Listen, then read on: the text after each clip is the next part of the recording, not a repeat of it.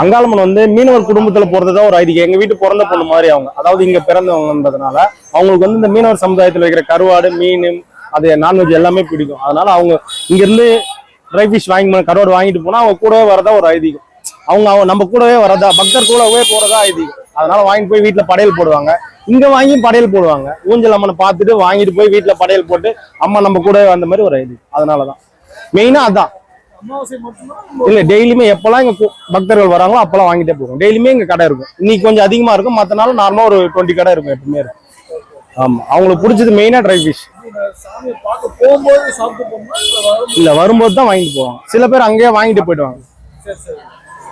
வரும்போது வாங்கிட்டு போவாங்க, போகும்போது அங்க வாங்கி போய் போட்டு படையலும் போட்டு போவாங்க. அங்க போய் வாங்கி படைச்சு சாப்பிட்டு போவாங்க. ஆமா, இல்ல சாப்பிட்டு பார்ப்பாங்க. படையல் போட்டு அங்கேயே படையல் போட்டு சாப்பிடுவாங்க. வெறும் பச்சையாவும் வாங்கி வச்சு படைப்பாங்க.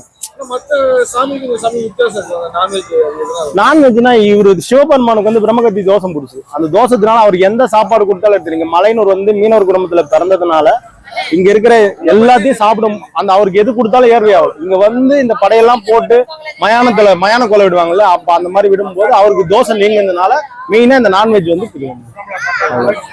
இதுதான் தலைவாடு. ஆமா, அம்மா இருக்கிறதுனாலதான் கருவாடுக்கு ஃபேமஸ். ஆமா ஆமா, அவங்களாலதான் இந்த கருவாடு ஃபேமஸ். ஏன்னா இங்க பக்கத்துல கடல்லாம் இல்ல, அவங்க இங்க இருக்காங்க, அவங்களுக்கு இது பிடிக்குன்றதுனால பரம்பரையா இங்க இந்த வியாபாரம் பண்ணிட்டு.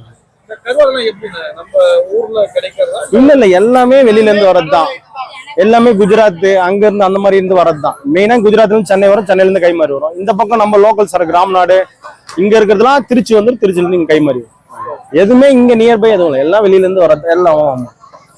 இந்தியாவில எல்லா ஸ்டேட்ல இருந்துமே வாங்குறோம். எங்க எல்லா வகையான கருவாடும் இங்க இருக்கு.